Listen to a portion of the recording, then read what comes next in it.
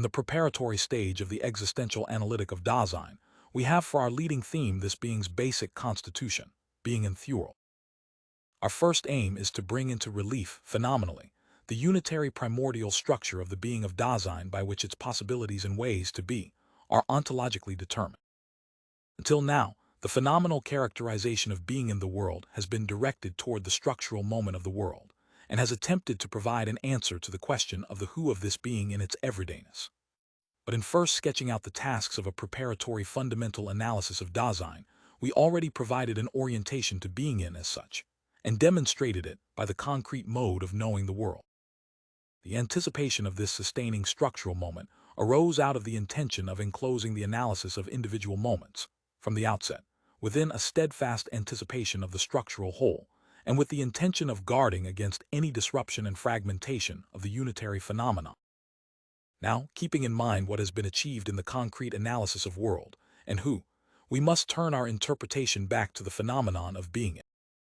By considering this more penetratingly, however, we shall not only get a new and more certain phenomenological view of the structural totality of being in the world, but shall also pave the way to grasping the primordial being of Dasein itself, care. But what more is there to point out in being in the world beyond the essential relations of being together with the world taking care, being with concern, and being a self who? There is still the possibility of broadening the analysis by comparing the variations of taking care and its circumspection, of concern and its considerateness, and of distinguishing Dasein from all beings unlike Dasein by a more precise explication of the being of all possible interworldly being. Without question, there are unfinished tasks in this direction. What we have set forth so far needs to be supplemented in many ways with respect to a full elaboration of the existential a priori of philosophical anthropology. But this is not the aim of our investigation. Its aim is that of fundamental ontology.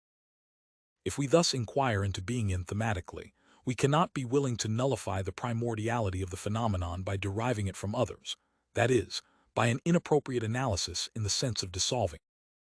But the fact that we cannot derive something primordial does not exclude a multiplicity of characteristics of being constitutive for it.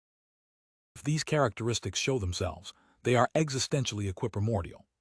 The phenomenon of the equiprimordiality of constitutive factors has often been disregarded in ontology on account of a methodically unrestrained tendency to derive everything and anything from a simple, primordial ground. In which direction must we look for the phenomenal characteristics of being in as such? We get the answer to this question by recalling what we were charged with keeping in view phenomenologically when we pointed out this phenomenon, being in contradistinction to the objectively present insideness of something objectively present, in another, being in not as an attribute of an objectively present subject affected, or even just triggered by the objective presence of the world, rather, being in essentially as the kind of being of this being itself. But then, what else presents itself with this phenomenon, other than the objectively present commercium between an objectively present subject and an objectively present object? This interpretation would come closer to the phenomenal content if it stated that Dasein is the being of this between. Nonetheless, the orientation toward the between would still be misleading. It colludes unawares with the ontologically indefinite approach that there are beings between which this between as such is. Between is already understood as the result of the convenientia of two objectively present things. But this kind of approach always already splits the phenomenon beforehand, and there is no prospect of ever again putting it back together from the fragments. Not only do we lack the cement, even the schema according to which this joining together is to be accomplished has been split apart, or never as yet unveiled. What is ontologically decisive is to avoid splitting the phenomenon beforehand, that is, to secure its positive phenomenal content. The fact that extensive and complicated preparations are necessary for this only shows that something ontically self-evident in the traditional treatment of the problem of knowledge was ontologically distorted verstelt in many ways to the point of becoming invisible. The being which is essentially constituted by being in the world is itself always its there. According to the familiar meaning of the word, there points to here and over there.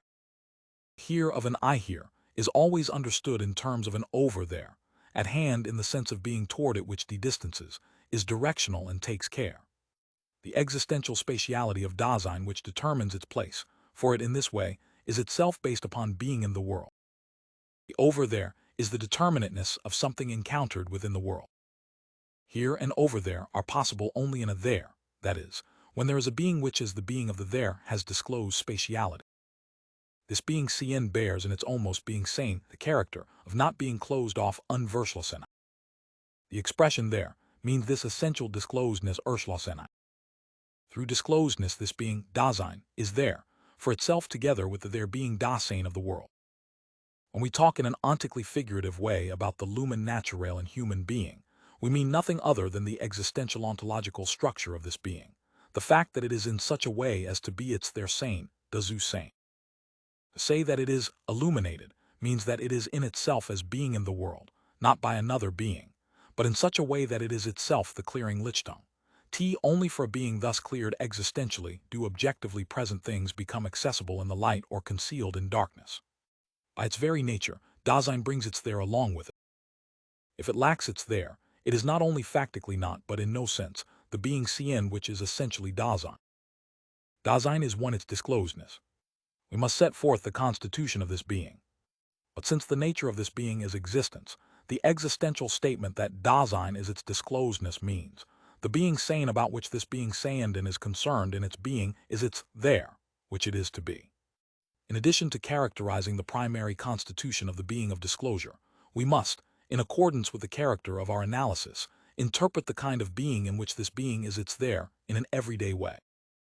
This chapter, which undertakes the explication of being in as such, that is, of the being of the there, has two parts: A, the existential constitution of the there; B, the everyday being of the there, and the entanglement of Dasein.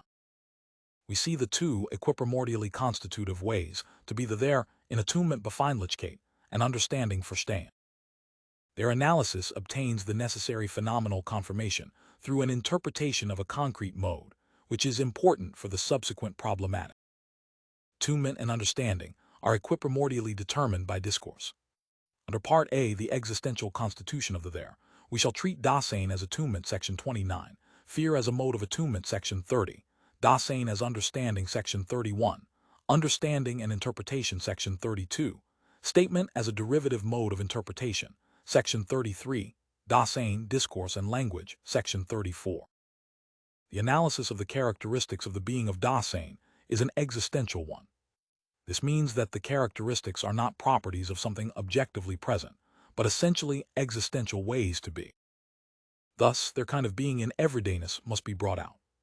Under Part B, the everyday being of the there and the entanglement of Dasein, we shall analyze idle talk, section 35, curiosity, section 36, and ambiguity, section 37. As existential modes of the everyday being of the there, we shall analyze them as corresponding to the constitutive phenomenon of discourse, the vision which lies in understanding, and the interpretation meaning belonging to that understanding. In these phenomena, a fundamental kind of being of the there becomes visible which we interpret as entanglement verfallen. This fallen, exhibits a movement which is existentially its own, section 38. The existential constitution of the there.